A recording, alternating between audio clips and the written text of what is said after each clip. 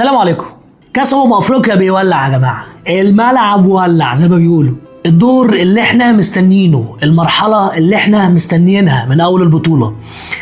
كل اللي فات فعلا حماده، واللي جاي حماده تاني خالص. انت كان عندك 24 فريق، وعينك على 8-10 منهم كده عايز تشوفهم في مطحنه، عايز تشوفهم بيكملوا لحد اخر البطوله. وقد كان كل اللي عينيك جابتهم في اول البطوله وانك كنت عايز تشوفهم في ادوار متقدمه بيطحنوا في بعض، وصلوا وما اخلفوش الميعاد ولا اخلفوا التوقع. النهارده احنا عندنا 8 فرق من اقوى ما يكون في بطوله افريقيا، كل فريق عنده سكواد مرعب، كل فريق كان مرشح ان هو يوصل للدور اللي هو فيه.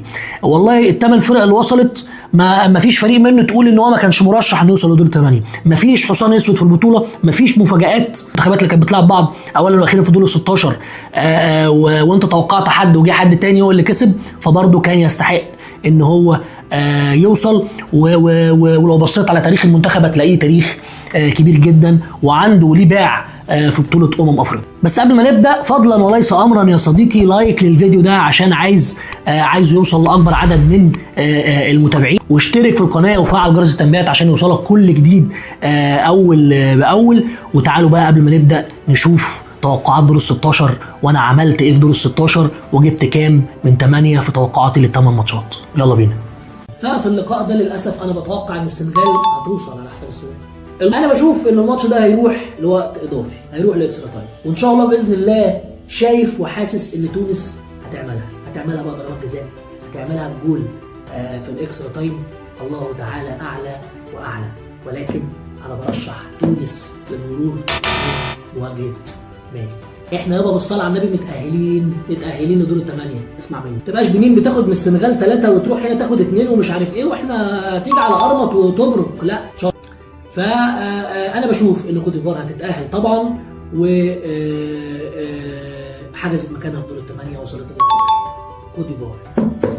ندخل على افريقيا هتحسمها وهتبقى مفاجاه. ليه؟ لان الكاميرون ليها تاريخ وشخصيه في البطوله دي. زي ما بقول، جنوب افريقيا هتتاهل من المواجهه دي. فوالله ممكن تنزانيا تبقى فخ للمغرب. اقول لك لا، مش للدرجات دي، ما تبقاش مجنون. المغرب هتتاهل يعني عادي جدا. ماتش صعب جدا على الجزائر، وانا بشوف برضو ان الماتش ده فيه اوقات اضافيه، سواء بقى يتحسم بركلات جزاء، يتحسم بهدف في الاكسترا تايم، ولكن هيروح ل 120 دقيقه ان شاء الله باذن الله. اتوقع واتمنى ان الجزائر هتتاهل من الماتش ده لدور الثمانيه، ولكن المنتخب الموزمبيقي سيزنبق زنبوقا كبيرا في هذا اللقاء. والله هيفضلوا يتزنبقوا لحد ما يبان لهم صحاب. نيجيريا يا جماعه، وجمال نيجيريا وحلاوه نيجيريا واسماء نيجيريا الرنانه.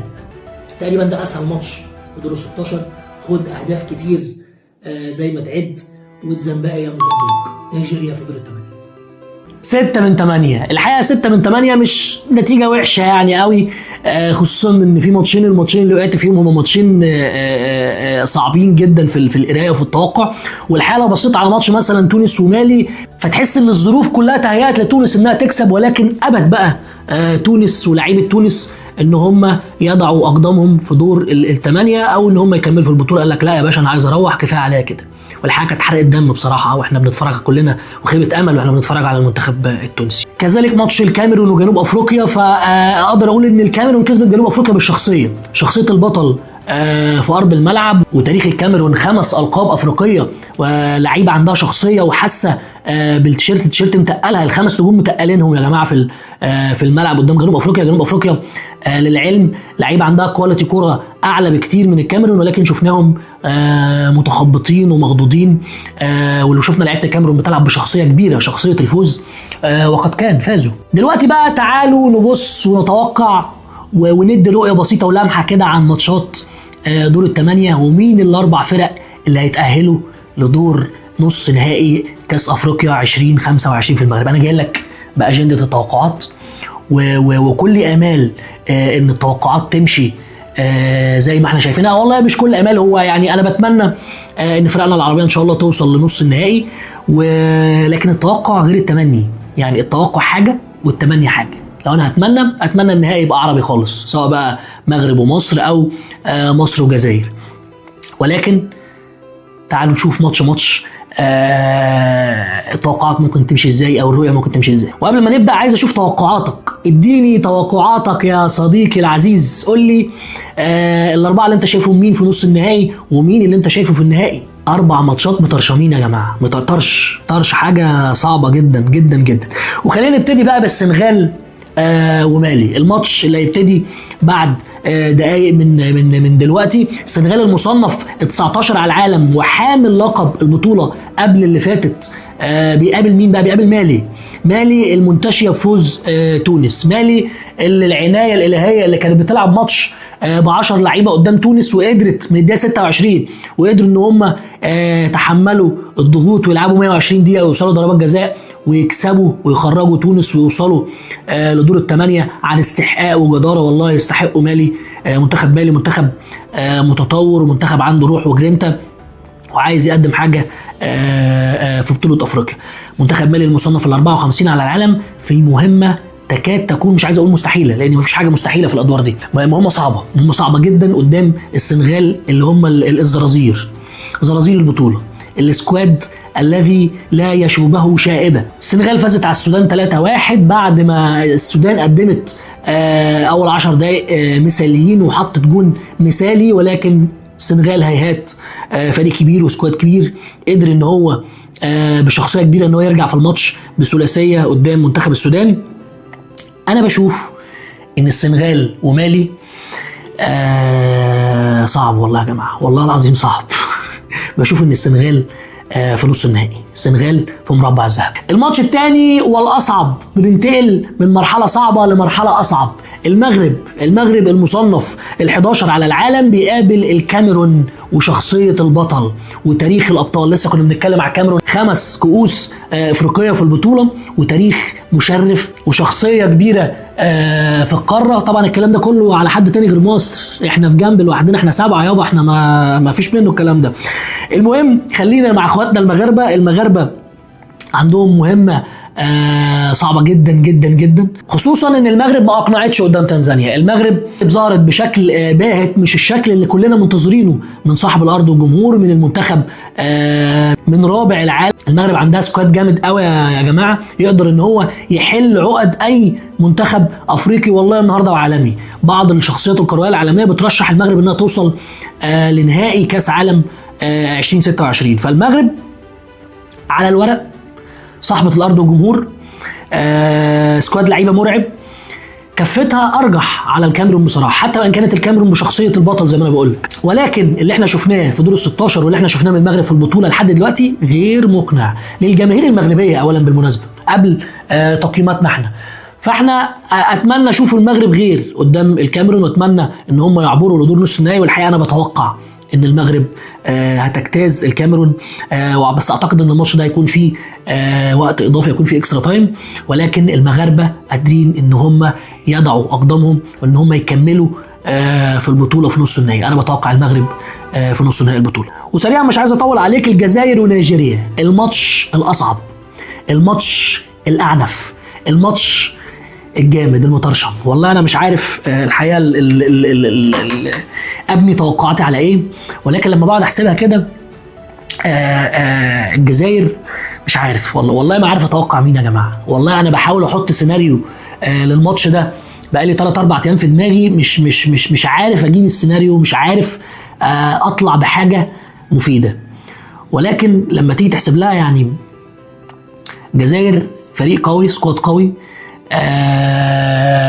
شفنا عادل بولبينو وهو بيخلص ماتش الكونغو في الدقيقه 118. عندهم دكه الاحتياطي ولاعيبه الاحتياطي بجوده وكواليتي اللعيبه اللي بتلعب، ال11 اللي بيلعبوا في الملعب اساسيين. يمكن الجزائر مشكلتها الوحيده ان هي المهاجم بغداد بنجاح كبر ومفيش مهاجم صندوق واضح وصريح للجزائر. منتخب بيلعب شورت باص على الارض كويس جدا، استحواذ على الكوره، ما عندهمش اي مشاكل في اي مركز في الملعب. خط الظهر، نص الملعب عندهم اكتر من اختيار. حتى الاجنحه شفنا الناس اللي نزلت مكان محرز وعموره صنعوا الفارق. فالجزائر فريق مثالي جدا جدا جدا.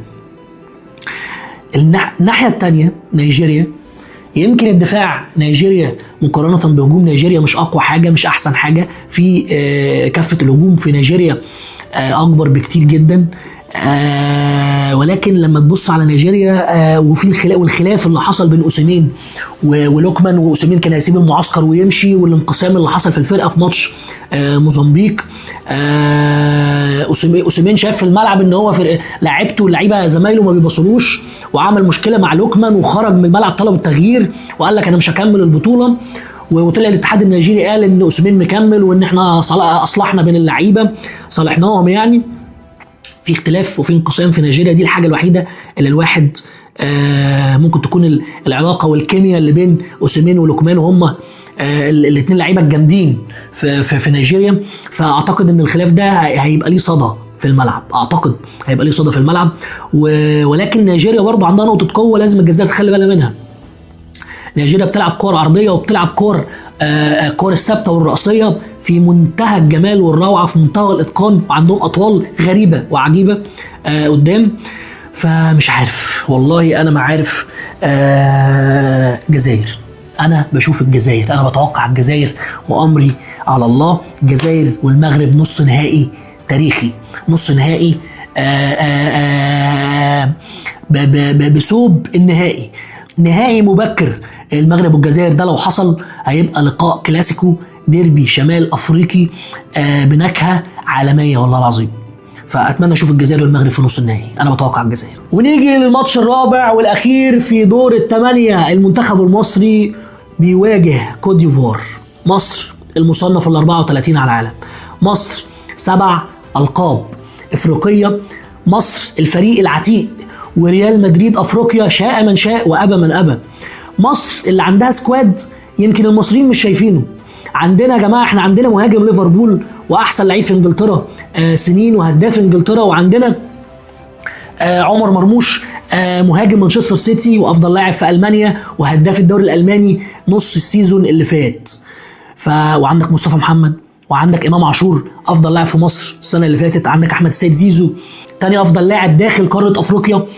عندك لعيبه وعندك سكواد يخلي اللي قدامك يعمل لك 1000 حساب 1000 حساب. فانا مش عايز نظرة التشاؤم، مش عايز نظرة التقليل اللي دايما المصريين بيقللوا من نفسهم، دايما ان هم مش شايفين عشان ماتش احنا ما وفقناش فيه في طريقة اللعب، والمدير الفني ما قدرش الماتش بالشكل المطلوب، ولكن خد النتيجة. ماتشات الاقصاء يا جماعة تكسب ولا تلعب، تكسب ولا تلعب. حتى وان كنت ما لعبتش بالطريقه المثاليه قدام بنين، حتى وان كنت احترمت المنتخب البنيني زياده عن اللزوم، وانك ممكن لو كنت فتحت الملعب ولعبت بخطتك العاديه اللي كنت بتلعب بيها مثلا في تصفيات 4-3-3 ونزلت بمرموش على الشمال ومصطفى والقوه الضربه ابتديت بيها، كنت كسبت 3-4. والله كان ممكن، لان احنا ما شفناش اي حاجه من بنين، ما شفناش اي حاجه من بنين تخلينا نحترم بنين بالشكل ده. فحتى وان ادير اللقاء اللي فات بشكل مش المطلوب، فخلى الاداء هو كمان مش الاداء اللي احنا منتظرينه وقلقنا على المنتخب. فانا بشوف ان المعطيات اللي جايه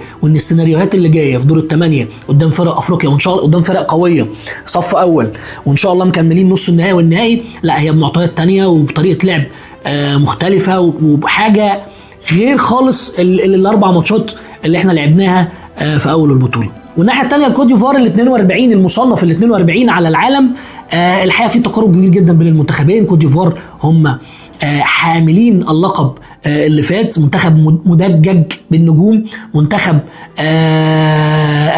بيتميز بالسرعه الشديده جدا في نقل الكوره، بيتميز بالمهاره عند معظم لاعيبته، جوده وكواليتي مرعب خصوصا في الخط الهجومي لفريق كوت ديفوار. فريق حتى نص الملعب، والله يعني حتى نص الملعب لعيبه خبره، ممزوج بين لعيبه خبره ولعيبه كبيره جدا. والحقيقه ماتش صعب، ماتش صعب جدا، ومتهيألي احنا لو عدينا كوت ديفوار اقدر احط لك مصر في النهائي بكل سهوله. يمكن تاريخنا مع كوت ديفوار يشفع لنا كل مواجهاتنا قدامهم، كعبنا عالي قوي عليهم خصوصا في بطوله افريقيا. ف ماتش صعب التوقع بيه.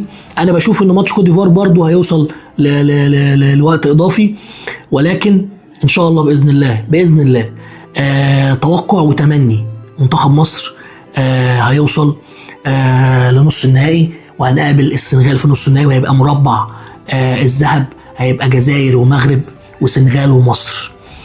مربع ذهب مطرشم مطرقع شديد منه. فده مربع الذهب اللي انا توقعته من الاربع ماتشات بتوع ربع النهائي. انزل اكتب لي في الكومنتات وما تهربش وقول لي مين الاربع فرق اللي هيتاهلوا من دور ربع النهائي، ونشوفك بقى يا صديقي هتجيب كام من 4، واشوف انا كمان معاكم الحلقه الجايه هجيب كام من 4، واحنا بنتوقع نص النهائي والنهائي. واستنوني بقى في حلقه تانية النهارده هكون معاكم وتوقعاتنا والتشكيل المتوقع لمنتخب مصر في مواجهه الكوت ديفوار. صديقي العزيز، لو وصلت لحد هنا اشكرك شكرا جزيلا على المتابعه. انا اخوك حسام زويد، فضلا وليس امرا اشترك في القناه وفعل جرس التنبيهات عشان يوصلك كل جديد، ولايك للفيديو عشان يشوفوا اكبر عدد من المتابعين. اشكرك مره تانية شكرا جزيلا. سلام عليكم.